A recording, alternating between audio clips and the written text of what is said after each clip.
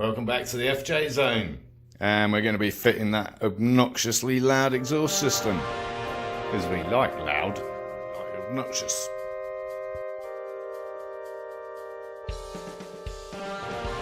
So we're going to be taking the whole kit and caboodle outside because I can't be bothered to be running in and out to find the right size socket. And just in case they're not captive nuts, we're going to be taking the wrenches too. Yes, spanners. And in theory, this should take no longer than a couple of hours. So let's see how that goes. Genuine Toyota crush gasket, like I've seen before on motorcycles. Yes, the Triumph uses these. It's perfectly in there to seal the unit to the headers.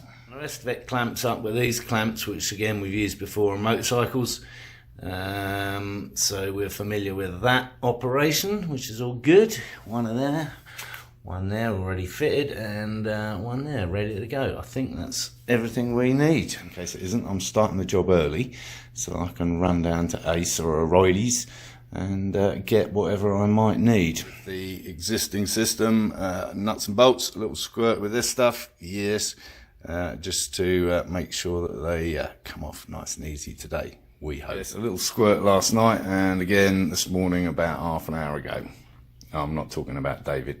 Well, it's tight under here, but at least the vehicle's high enough that I don't need a jack yet. Unfortunately, I've got to get to the top of those bolts with a 14mm, and as you can see, there's not a lot of space to work in to get any kind of purchase.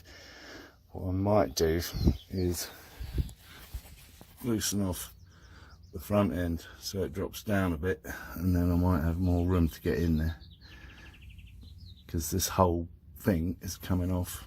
And then just unhook it off these rubber mounts here and here so it all drops down, and I can get better access to those two bolts that come into those captive nuts. Well, after an initial snap, these are coming off very nicely. And these rubber mounts lever off quite easily, actually, surprisingly so. Just with a gentle persuasion from a large screwdriver, as usual. As always, there's always one, and it's that one, the most difficult to get to.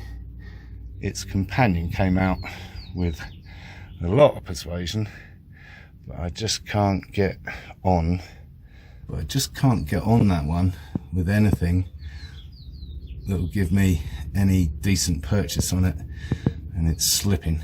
So it's definitely not coming off. It's not going to shift. Never fear. I have a cunning plan. There's always more than one way to skin a cat.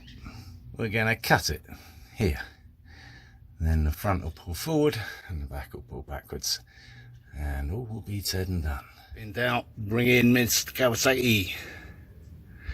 So luckily, by twisting it around, I was able to get to 80, almost 90% of it, and the last little bit just snapped off.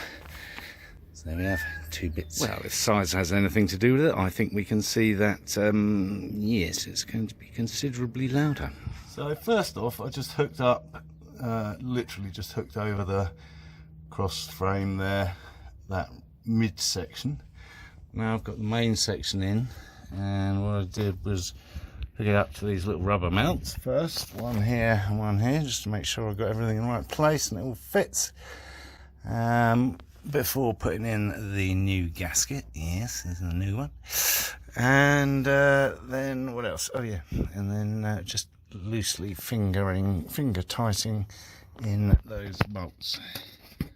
And there, so we're ready to do this hip here on these standard Toyota spring bolts. Managed to get one in, and the other one was proving difficult, so what I did was just get some mole grips, vice clamps, and clamp that side together enough to get the bolt started.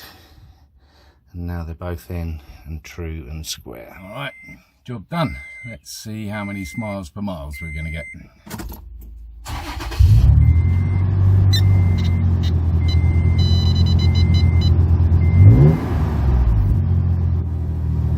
Not bad. Shall we give it the decibel rating? Measly just over 100 decibels.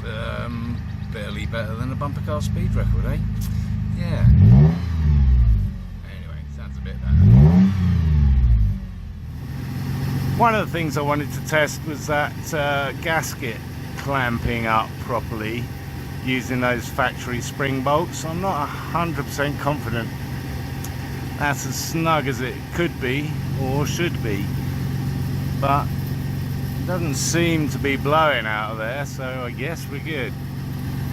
So I thought I'd just take it for a little spin around the block to give it a road test, and as you can hear, you can't hear anything when it's just bumbling along. It's not remotely offensive, is it? No. Let's give it some boot up the hill.